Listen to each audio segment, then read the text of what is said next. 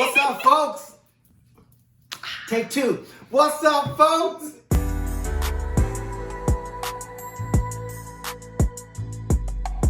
I'm Joel Steingold. This is the first time you're meeting me on this episode. I play Marcus St. John. Ooh. Say it. 3-word name. Marcus St. John. Is he a saint? Guess we're going to find out. Okay. Could be a saint or a sinner or somewhere in between. Although, speaking of names, you have how many names? Well, my name is Joel Steingold. Marcus St. John. 3 names and 3 names. Curtis Cook. Also known as Otis. Duda Otis who? Perry. Oh. Otis Duda Perry. So y'all just watched episode 4, right? Right. What did y'all think? Did y'all like that? Yeah. I think they did. Yeah. That was the first time we got to meet Mr. St. James, right? That's the first time the audience got to see us meeting each other. But if they saw the episode and paid attention and weren't, on Instagram on their phone, they would have realized that there was a little history between Marcus and Duda. A lot of history. And, I was tweeting on mine, so anybody who hit me back on my tweets, come on, #QQ. Let me know what y'all think about it. Keep hitting us back. Where's my phone right now? What is the QQ thing? I saw it on your Instagram. What's QQ? that mean? Yeah, we can't say. We're gonna say that later time. Quality. We gotta let that. We say that later on. Okay. But so there is a history. Yeah. Between Otis and Duda. So I just always at the gala, and we had this big fancy function thrown. Y'all looked fine. We looked Y'all look fine. This brother looks good in a suit. I have to tell you, this brother can wear a fucking suit. If I can wear a suit as well as he can wear a suit, Right. And imagine if I had his hairline, if you put those, oh man. But that's all right. I thought you were trying to Jones me. No. I have zero hairline, so but I appreciate it, bro. Yes, indeed, no, dude. So it was that gala, and that was thrown by who threw that gala? You remember? I don't know who threw it. It was beautiful. It was at the Lyric Opera House in downtown Chicago, which is like a historical building and just one of the most beautiful locations to shoot in. So I was excited because I'm an architecture buff. But I don't in the scene. I don't know who threw the game. I think it was for the school. I think the school put it. That is right. That's right. The new school that the children, your daughter goes to, played by Judea. That's and, Gemma. In the script, and I'm there with Jacob. That's the character name. His real name is Michael Epps. Because I've enrolled him in the school to mix with the muckety muck, the folk with all the money, and of course the folk with the money got some complexion, and got some melanin in there. Melanin so money. All of the people Melanin got some money. A certain hue. Yes. And you don't know? You don't know? What? What? And it was nice, man. And you heard Duda come up to you and say, heard you come up to Duda and say, thank you for that thing you did for me last year. Is that what you talking about, that line? What's that thing? Y'all know what that thing is? Well, that's the crazy thing. We were talking about this, Curtis and I, about being an actor and not always receiving all the information from the writers. We still don't necessarily know. We've come up with some, hypotheticals, but there's this line that I say to him, thank you for that thing you did for me last year. So there's some history. We don't know what it was, whether it was criminal, political, or sometimes they kind of, intersect. Intersect, right? Especially when Duda's involved. Those lines definitely cross over. Or maybe y'all just trying to be in a Scorsese movie, because they always got that thing. They always got the thing. Did you do the thing that Jerry said? Yeah, the thing. See? Right. Johnny did the thing. I took care of that thing. Not that Lauryn Hill thing. Not that Lauryn. Not that thing. Not that thing. Not that thing. Not that thing. That thing. That thing. Okay, and that is okay, but not for these. But I think it is that thing. Because Duda's from the mob. You know what I mean? 63rd Street mob. So it's that thing. It's taking care of something that he doesn't want his face or his brand or his money and his long money to be involved with. And that's where this dude comes along and can help clean some shit off. You know what I mean? And make it disappear if need be. Yeah. Or to reappear if need be. Yeah, I mean, sometimes in life you do need that friend or that loved one, that confidant, that crazy ass cousin, or somebody who's like, this ain't really my life. I don't walk this walk, but sometimes things need to be handled or done, and you just, maybe you don't really have the credibility or street credibility to do it yourself. So sometimes people can come in handy. Yeah, you want to keep your hands clean. clean like these. Oh, beautiful. Did you exfoliate recently? You know what? I did. Look at the nails. It's all about the nails. Yeah. But Press-ons. Yes. But so my character, Marcus, is a hedge fund manager. Comes from a very wealthy family.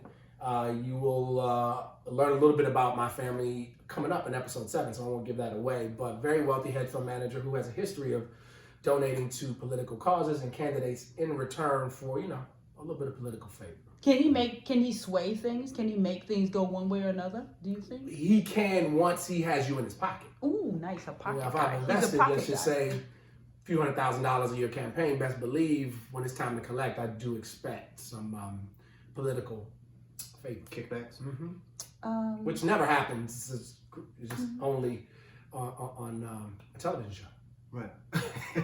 But you also say something very interesting in 7 as well about that when you do endorse a candidate, I think it was like 90%. Do you give a percentage? But you say 9 times out of 10 that person will win. Right. I never bet on the wrong candidate. Right. So each time you or your father or the line is something like I have a history. I never bet on the wrong candidate. Right. So whoever I put money behind, money talks, and that person wins.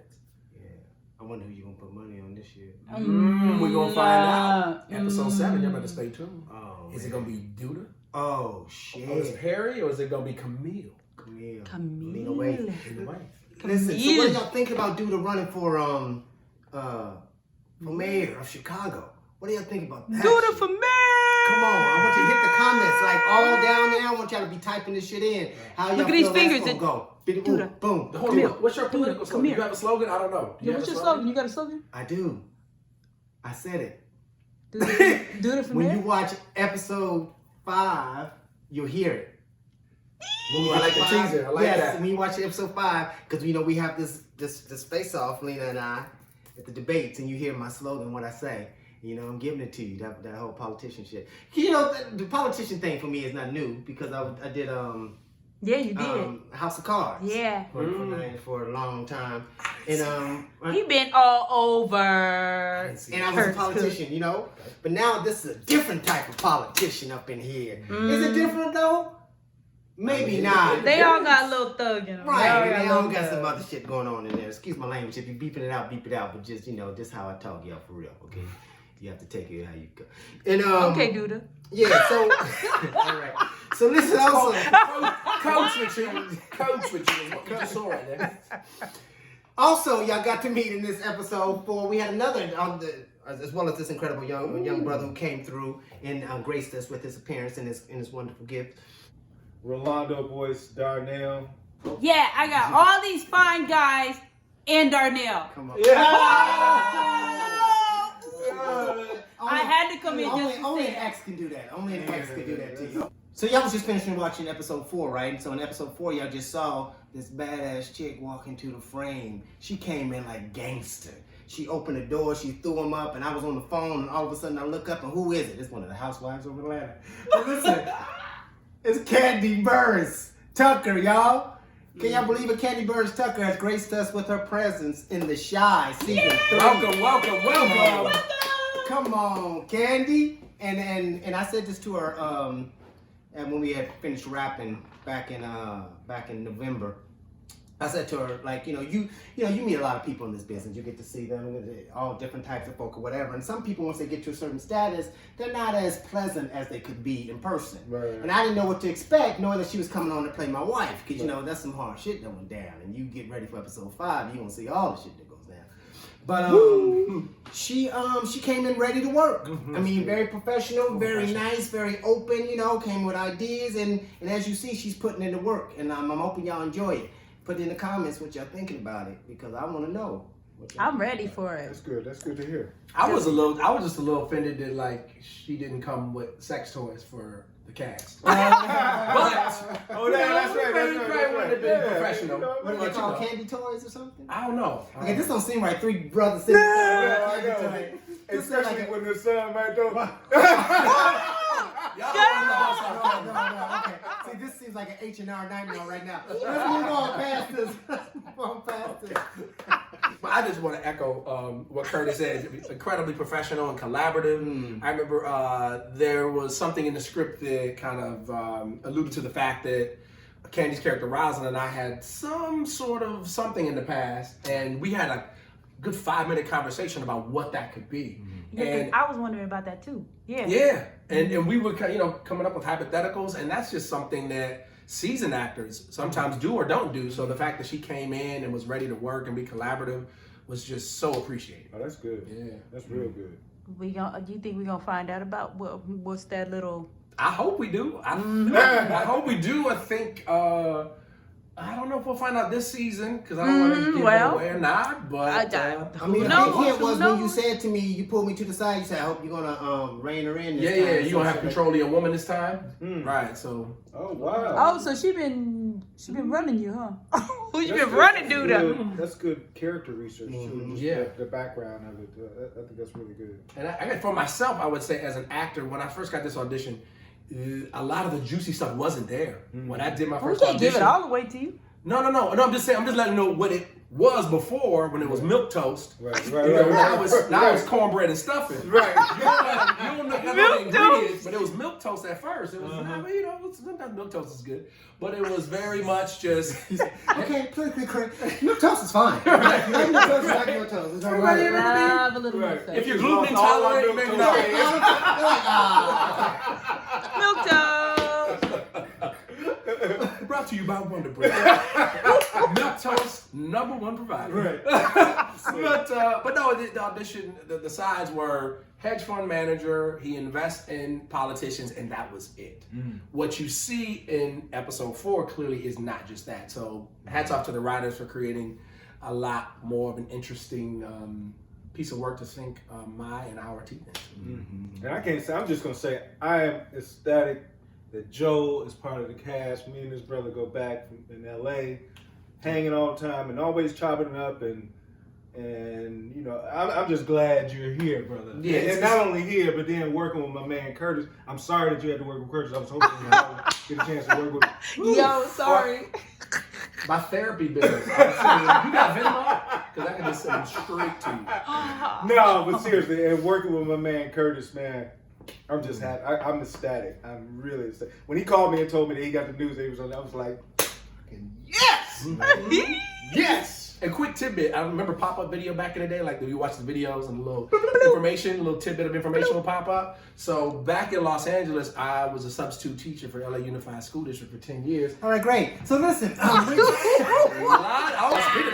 Rolando's wonderful daughter, Tori, was my student, and we didn't know that until years later. So I got to help educate his daughter, and now we get to work together. So, it's just beautiful and paths cross. Aw, beauty on the shine. Everything comes around. Yeah.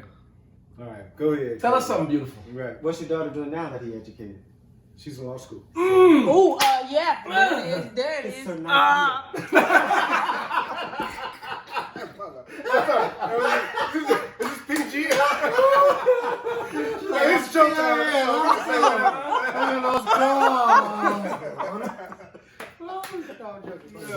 She's not in her 90s. She pledged too, didn't she pledge? Right. Oh, who? Delta. Yeah. Oh, okay. Go She ahead. been throwing that dynasty side. Okay. Another cool fact about this season of The Chi, Darnell and Duda get in a fight. For real? Was look, Duda. That was offset. That was off camera. I know, but we ain't supposed to tell them about that. No. Oh, I mean, no. Personal. Right. Yeah. Because Sorry about that. Darnell looked like you knocked the sense out of it. Because You you see- were like, yo, it was all like. You see, I'm What? still pretty. I'm still Hey, pretty. scratch on me.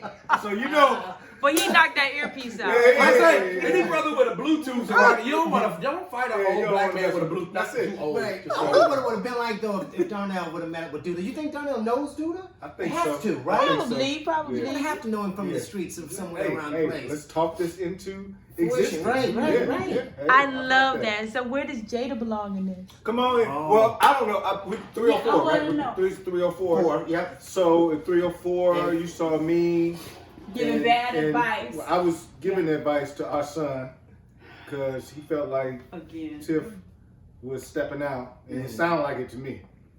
It's Darnell. You know what? Wait. I just saw you turn it on now. Because like it was Rolando like this, and then it was like Darnell showed up. Darnell showed up. So I gave him some good advice. We'll see if he takes my advice. I hope You know what not. I mean? I hope not. As everything I've done for him all this time, he might as well take my advice. All that. All that. 0. Y'all see that 0? Man, I love y'all's characters though. I love y'all dynamic, man. I do too. And I love that it's funny, but it's not supposed to be. It's not like it's funny. Yeah, you know what I mean? yeah, It's like that. That's life. It's life. And y'all like, are you serious? Just take the shit off. Right. Why are you here right now? You know what I mean? It's that funny. And it's like, because anybody who's had a relationship, they know as soon as y'all look at each other, what that is. You know what I mean? It comes from that place that just leave me the fuck alone. I get that the most when people stop me on the street and they're like, Wait. remind me of X. I can't stand you. Do a good job. I can't stand you. It's just like automatically. I pinch a nerve with some people. So hey, that's good. Like you said, hats off to the writers. I think me and Yolanda, we play it off. I mean, it's just some things that even aren't written. Easy. Like we'll just, it just happens. Like as soon as we start looking, it's just like, oh. Take a breath. Yeah, I'm psyched to see where it all goes, and I just hope we keep working together. And I hope we get into y'all scenes too. Like somehow these worlds cross. And that's a good thing. I mean, But not with a bullet. But not with a bullet. No bullets. No bullets. Like you said, these characters, as the episodes, go on, the characters are starting to get introduced to each other in different. Yeah, and I really like that a lot. Have y'all? Have Jada? Nothing. I'm in my own little pocket. Well, the closest it came was in actually last season when I got the little note about a date coming to meet for pizza. It was actually dude's pizza place, and, and it was Emmett. It was Emmett. Yeah, it wasn't you. So you thought it was. Just shut up. Guy. But it's gonna be interesting to see. I mean, like it's funny because it seems like all of y'all know who dude is, especially this season, as y'all see that he's out here campaigning and running for mayor. So it's like I'm in the paper, so everybody knows who you are. Yeah. So you know who he is. So it's gonna be interesting, like what happens when you meet somebody like that. You know what I mean? Coming to your space, especially like we were just talking about if we have history and you know him from the streets. Right. It's like, now you see that I dude. can't wait to see It's like, that kind of really, thing. really, Mo? Yeah. And of course, like we were saying before about our history and going back and forth with the thing I helped you out with in the past, character-wise. That thing. That thing. Back I had to to help that you out thing. with in the past that you still owe me for. Wait, did he slip back in and do that? Right now? Speaking of slipping back I'm into gonna get my money. character. I'm gonna get my money. We're gonna wait. Cool, right. Anyway, I'm gonna slip on out of this one because I don't know what's gonna happen next.